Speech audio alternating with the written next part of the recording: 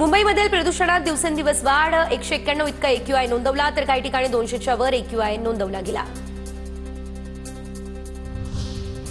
मुंबईमध्ये पुलांच्या सुशोभीकरणाचा सुंदर मुंबई हा प्रकल्प मुंबई महापालिकेने केला बंद। पुलांच्या सुशोभीकरणावरील 760 कोटींचा खर्च पाण्यात। कामाची गुणवत्ता राखता न आल्याने प्रकल्प बंद। तत्कालीन मुख्यमंत्री एकनाथ शिंदेंनी सुरू केला होता सुंदर मुंबई हा प्रकल्प।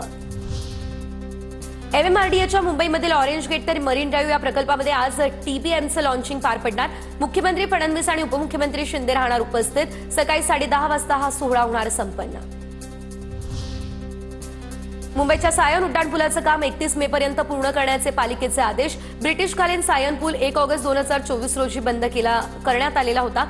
BMCचे अतिरिक्त आयुक्त असलेले अभिजित बांगर यांनी काम पूर्ण करण्याचे निर्देश दिले आहेत।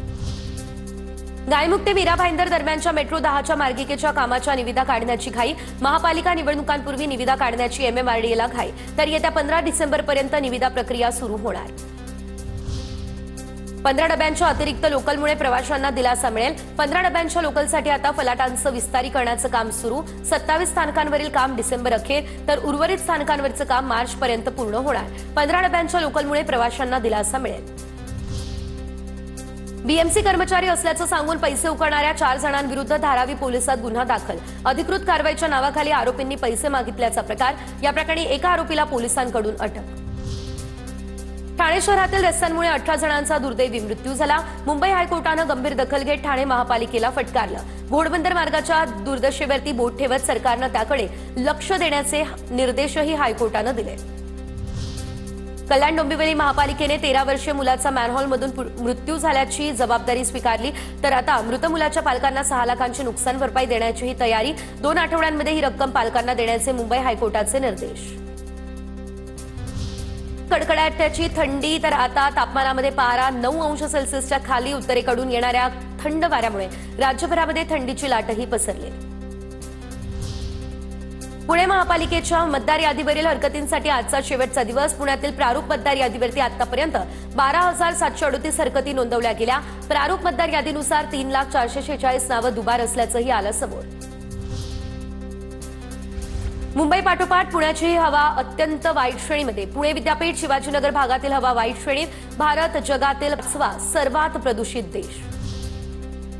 पुण्याच्या राजीव गांधी प्राणी संग्रहालयाला 5,44,000 पर्यटकांनी दिली भेट। प्राणी संग्रहालयाला मिळालं 2 कोटींचं उत्पन्न।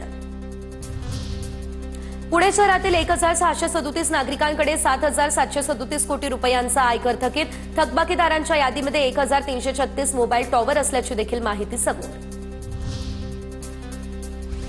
पुण्याच्या शिरूरमधील निमगाव म्हाळुंगी या ठिकाणी 3 बिबट्यांचा मुक्त संचार। बिबट्यांचा बंदोबस्त करण्याची नागरिकांची मागणी। पुण्याच्या शिरूरमधील तळेगाव ढमढेरे पांढरी वस्ती श्रीनाथ मंदिर परिसरात बिबट्याचं दर्शन। शेतकरी मजूर आणि ग्रामस्थांमध्ये भीती व बिबट्यांचा बंदोबस्त करावा अशी ग्रामस्थांची मागणी।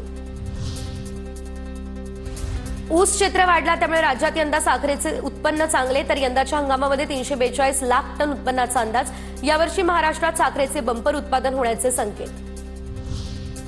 पुण्यातील कॅम्प परिसरात बेधुंद गाडी चालकाचा थरार। गाडीचं टायर निघालं असं असताना देखील भरधाव वेगामध्ये गाडी चालवत जीवाशी खेळ।